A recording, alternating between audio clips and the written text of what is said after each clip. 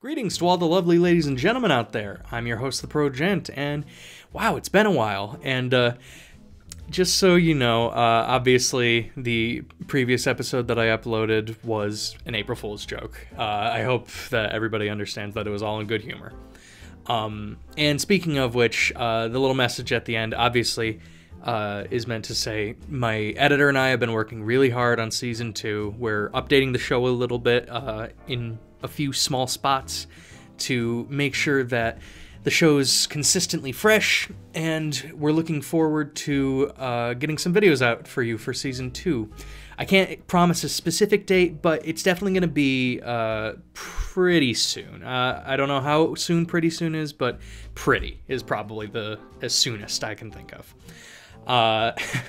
So in the amount of time I've been away and doing non-ProGent stuff, I've been watching a little bit of anime backlog, I've been watching movies, and I've been spending a lot of time playing board games. And that's actually sort of the topic I wanted to talk about today. Board games are an absolute joy for me as of the last few years, mainly because I've been finding so many really great modern games to play. Obviously, a lot of people, when they think of board games, they're probably just going to go immediately to the Monopolies and the Clues. But if you know anything about board games, you know that there is well over hundreds that are out nowadays that are really revolutionizing the board game industry, and it's sort of revitalizing the desire for tabletop games. And the particular kind that I want to talk about today are legacy board games.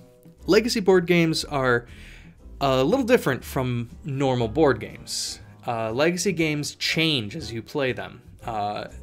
And by that I mean every time you play a game of a legacy game, there could be new things that are added into the game permanently. So, like say, I'm going to use Pandemic as an example. Normally, in Pandemic, you are trying to cure diseases across a board, and you just want to get to the end of the game.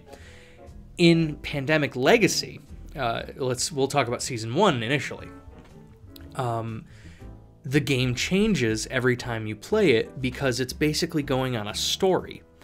The game can get harder because it adds more difficulty to the game by adding like new elements of the diseases or new diseases entirely. And it also makes it you're able to deal with it better because it gives you different characters and it gives you special cards, and it's just a very interesting concept for a board game. And my editor and I played Pandemic Legacy Season 1 about, I want to say, a year and a half, 2 years ago now.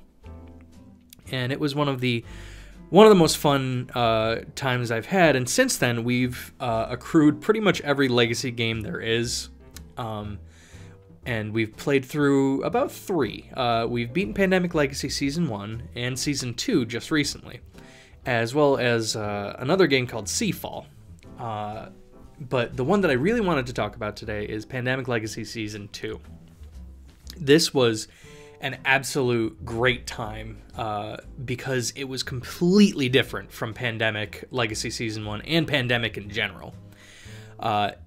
If I could describe it in a very simplistic way, I would call it Pandemic Fallout, because it's a very post-apocalypse themed board game that actually sort of takes place in the future of Season 1, depending on how the game went.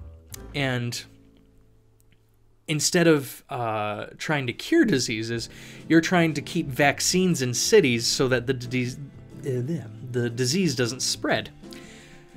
And you only start with a small board at the beginning of the game. You only start with like East Coast America, East Coast South America, a bit of the Western European area, and Western Africa, and a little bit of the Middle Eastern area.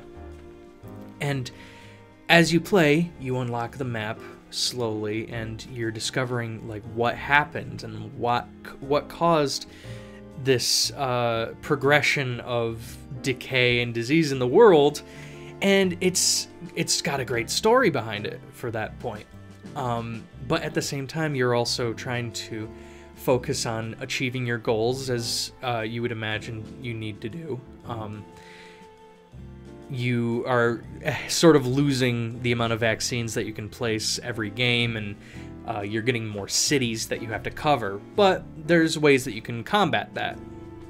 So it really likes to ramp up the difficulty while also giving you the tools to deal with that difficulty. And if you're a good player, and particularly if you are sort of seasoned to the legacy game style, you know how and when to use certain tools in your favor. Because legacy games, I've found, try and pull a fast one on you about 2/3 through the story of the game. So you need to be smarter than the board game and the designers, and sometimes you are. We did pretty well in Pandemic Legacy Season 2, and because of that, you know, we had a great time with the game. But it did come with difficulties towards the middle of the game, I would say. About halfway through Season 2, we were hitting some really hard snags, and we were trying to figure out how we're going to fix it. And then suddenly we got a character that basically let us completely take over the game again.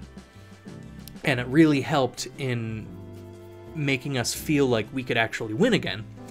So it's got this great natural progression of winning, losing, and if you play right, you can win a lot. So I would say that this would definitely be a great game to pick up if you like board games, and if you like sort of a coherent story. It's almost like a TV series in its own way, but you're playing the characters. So you can sort of write your own story for the characters and put yourself in that place and have a story for yourself.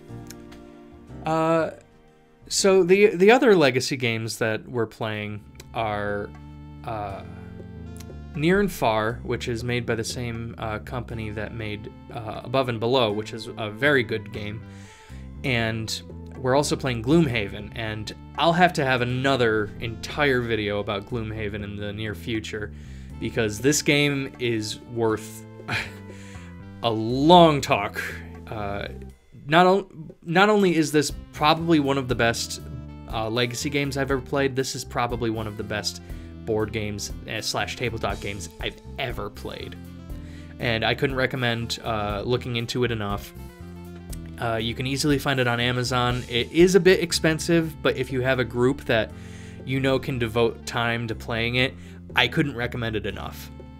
So I think for now I'll be heading out, and I will be seeing you hopefully very soon with the newest Season 2 of ProGent. So as always, I'm the ProGent, and thank you for listening.